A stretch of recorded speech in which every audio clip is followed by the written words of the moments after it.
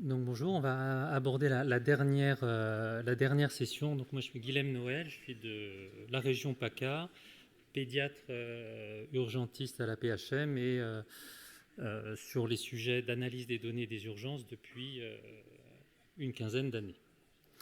Donc on va aborder dans un premier temps l'adéquation des passages aux urgences, soins non programmés, quelle substituabilité entre l'hôpital et la ville.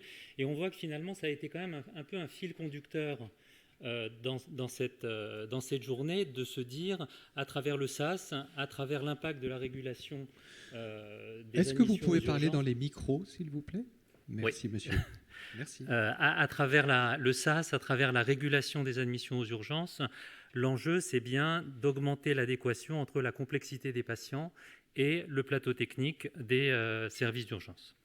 Donc, les résultats qui vont être présentés, ils sont issus de deux projets que je pilote ou que je copilote. Un projet sur la construction d'indicateurs de qualité des organisations des structures d'urgence avec un enjeu d'ajustement sur la complexité des patients. Et un autre projet dans le cadre de l'outillage des ARS piloté par la DGOS et l'ARS PACA porte un projet taux de recours aux urgences. C'était pas celle que j'attendais, mais je me suis trompé. Donc c'était pour dire que les soins non programmés, il y a vraiment une absence de cadre conceptuel et sémantique. Et en regardant un petit peu les données, les différentes définitions, on en trouve de très nombreuses. Le plus souvent, c'est en tout cas perçu comme des soins de médecine générale, mais parfois, les urgences, c'est des soins non programmés aussi. Des fois, ça fait référence uniquement à des urgences ressenties, des fois à des urgences non vitales. Enfin, il y a un manque de sémantique bien claire. Et en essayant un petit peu de conceptualiser ça, l'intérêt, c'est de voir les soins non programmés hospitaliers et de ville de façon transversale. Et il y a de nombreux critères dans ces définitions, la complexité, les effecteurs, les horaires, les délais de réponse. Et on voit que notre sujet ici, c'est justement les passages qui relèvent potentiellement de la ville. On a parlé à plusieurs reprises au cours de la journée des PRPV, donc c'est presque devenu un mot, comme on disait à midi, qui est valide au Scrabble, on l'a pas mal entendu. Et donc là, c'est un petit peu l'enjeu de construire des indicateurs, et ça a été largement mené avec des groupes de travail de la FEDORU, qui a vraiment une expertise à la fois métier et sur les données des RPU qui est assez extraordinaire. Et donc, sur tous ces acteurs de soins non programmés, alors en 2004, sur une évaluation d'une enquête de l'adresse, on évalue à 35 millions le nombre de consultations en médecine libérale de soins non programmés. À la même époque, c'était 14 millions dans les services d'urgence, et sur un chiffre de 2014 que j'ai trouvé pour les SAMU, c'était 31 000 appels. Donc c'est à la louche des choses, mais qui sont à construire, qui sont à mieux évaluer. Donc la complexité des passages, est-ce que les passages ils sont évitables, non urgents, inappropriés, prévenables, évitables? Il y a énormément de termes et encore de terminologies qui ne sont pas bien précises. Un des termes de la littérature qui est le plus proche de ce qu'on veut approcher, c'est les Primary Care Sensitive ID Visit ou les ID Emergency Department Admission. Et quand on regarde ces différentes études, j'en ai retrouvé 14, basées sur une évaluation médicale de façon a posteriori, c'est-à-dire après avoir vu le patient, et en intégrant le concept de substituabilité. Bon, il y a des définitions variables, mais on arrive entre 27 et 57% de passages potentiellement pris en charge en ville.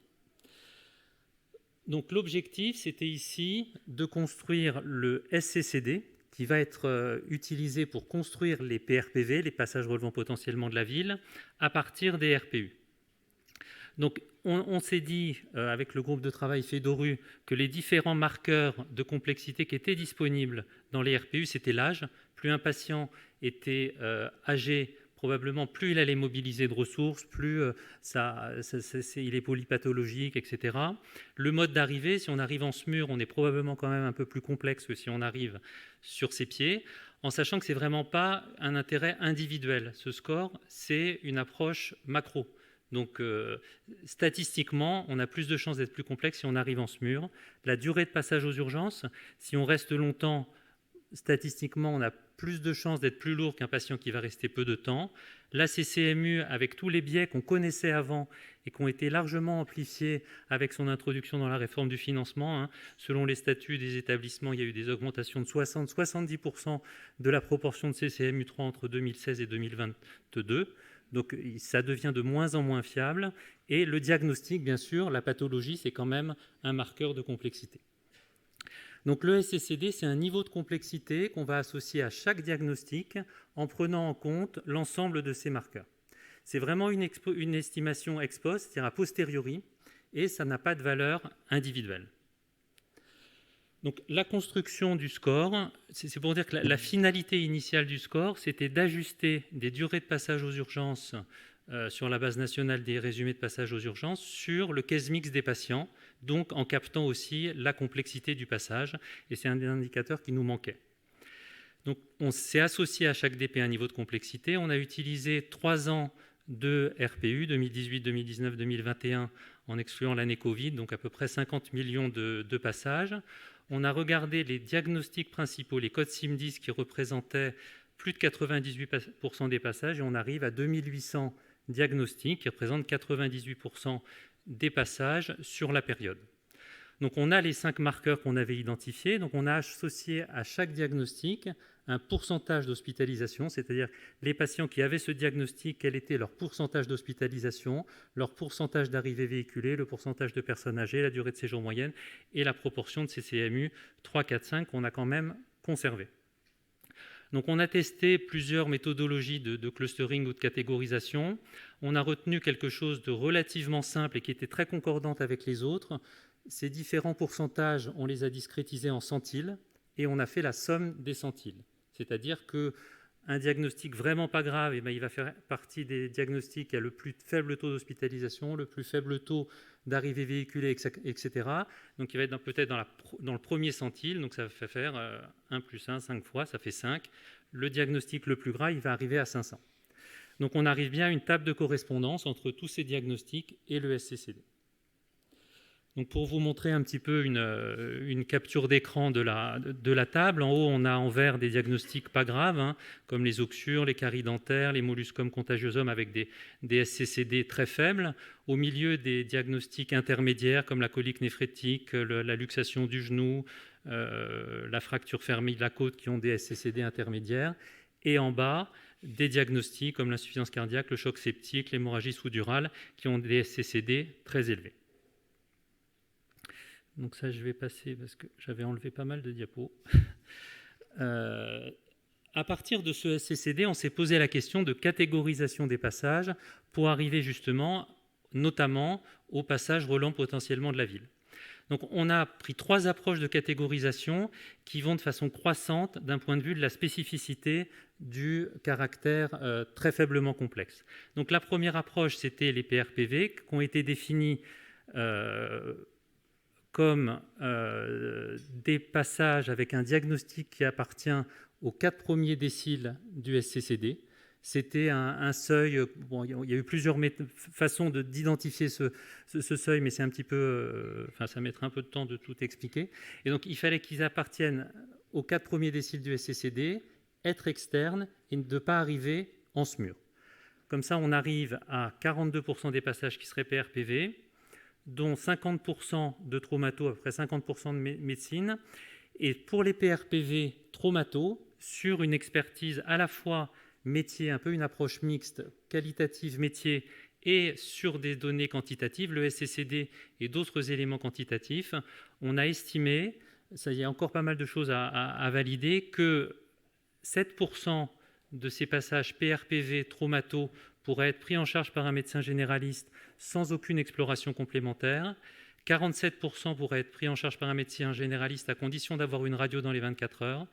Et 45% nécessiteraient un plateau technique pour la prise en charge de la petite traumatologie avec des sutures, des immobilisations, une radiologie à disposition, etc.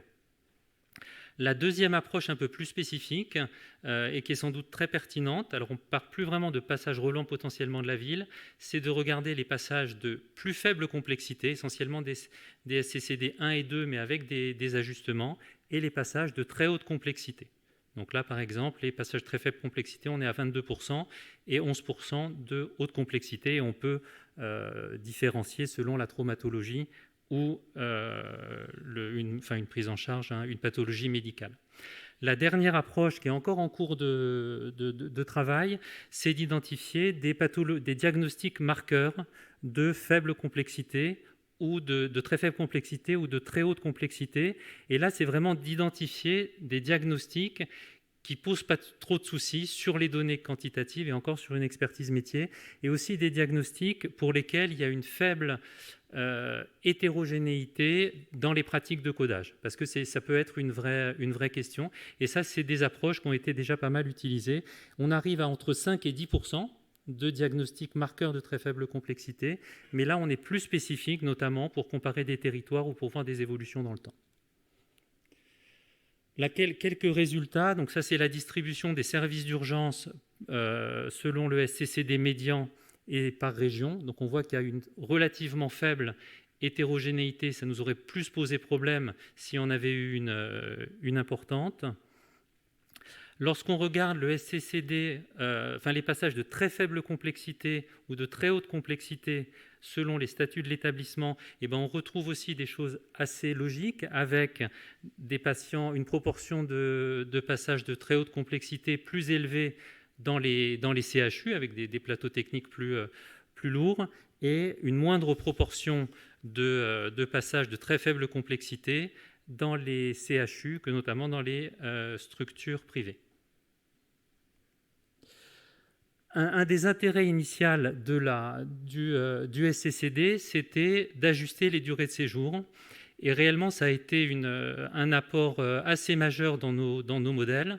Et là, quand on modélise la durée de séjour avec des méthodes de random forest, on voit que le SCCD est un déterminant réellement très fort de la durée de séjour, et indépendamment de nombreux autres critères qu'on avait mobilisés.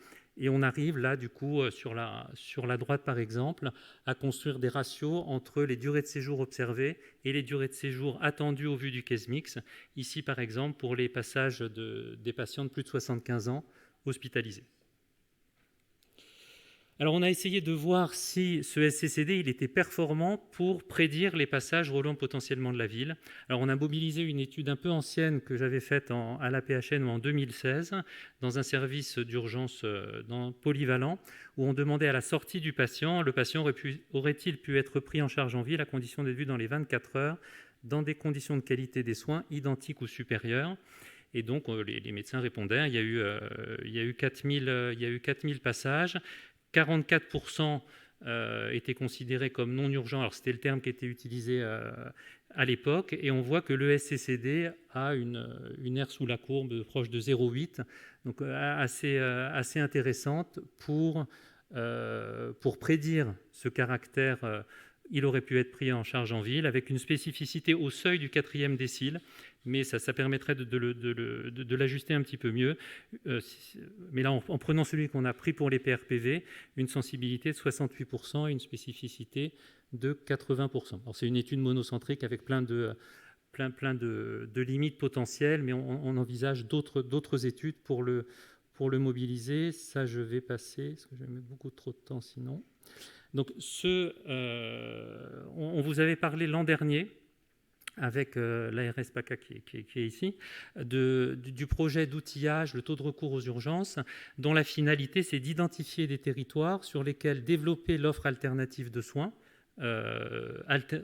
alternatifs aux urgences, permettrait de réduire le recours aux urgences pour des pathologies relevant de la ville. Donc on a utilisé ce SCCD et ce PRPV pour arriver à une cartographie communale ou par CPTS de taux de recours aux urgences potentiellement, qui relèvent potentiellement de la ville.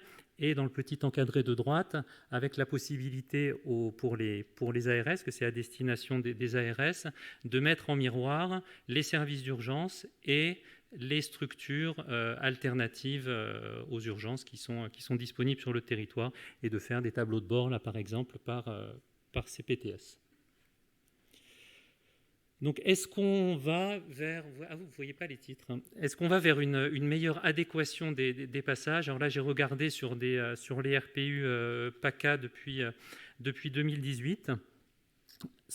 Quand on regarde les passages de très haute complexité, donc les SCCD, ce qui correspond à peu près aux SCCD 9 et 10, mais il y a des ajustements dans les diagnostics, on voit une augmentation de 7% entre 2018 et 2023. Pour les PRPV, on voit une diminution de 10%, et pour les passages de très faible complexité, on voit une baisse de 21%. Quand on fait le ratio, parce que c'est des fois utiliser les passages de très faible complexité sur les passages de très haute complexité, on voit que le ratio est passé de 2 à 1,5. Et donc ça peut peut-être être pensé comme des indicateurs d'évaluation des actions menées pour augmenter l'adéquation aux urgences. C'est-à-dire que si un SAS est déployé, si il répond à une de ces fonctions, on devrait voir une baisse des PRPV et des passages de très faible complexité, comme la régulation, comme d'autres mesures de ce type. Ça, je vais passer. Donc, en conclusion, donc c'est un indicateur qui a été construit avec l'expertise métier des données de la FEDORU, et par service ou par territoire, le SCCD, les PRPV et les passages de très faible ou de très faible complexité sont à prioriser pour l'évaluation de la complexité des passages, parce que dans les différents tests qu'on a faits, c'est toujours supérieur à l'utilisation soit de la CCMU, soit du mode de sortie isolé, soit des combinaisons de ces différents variables du RPU. Et ces indicateurs, les PRPV, la proportion de PRPV, reflètent la qualité de l'organisation et de l'accessibilité aux soins non programmés alternatifs aux urgences, par service d'urgence ou par territoire, avec par territoire probablement, assez certainement, la nécessité d'ajuster sur des caractéristiques du territoire, notamment la précarité de la population avec des indicateurs écologiques. C'est intéressant d'associer quand même des critères de qualité, c'est-à-dire de regarder la complétude du diagnostic principal, la complétude de mode de sortie sur le territoire qu'on analyse, ou par service d'urgence. Alors, dans l'outil TRU de l'ARS PACA, on a fait de l'imputation des données manquantes, mais quand on l'utilise sans faire ces imputations, il faut se méfier, parce que si on est sur un service qui code que 20% de ses passages en diagnostic, ça peut bien sûr entraîner des limites. Et bien sûr, ça va nécessiter des études complémentaires de validation qui doivent être menées. Alors, soit des études prospectives ad hoc, soit la mobilisation des enquêtes de l'adresse de 2013 et de 2023, qui contiennent pas mal d'informations sur l'adéquation des passages, le diagnostic. Donc, on peut imaginer arriver à travailler sur ces données pour consolider un petit peu ou pas l'intérêt de ces indicateurs. Mais je vous remercie.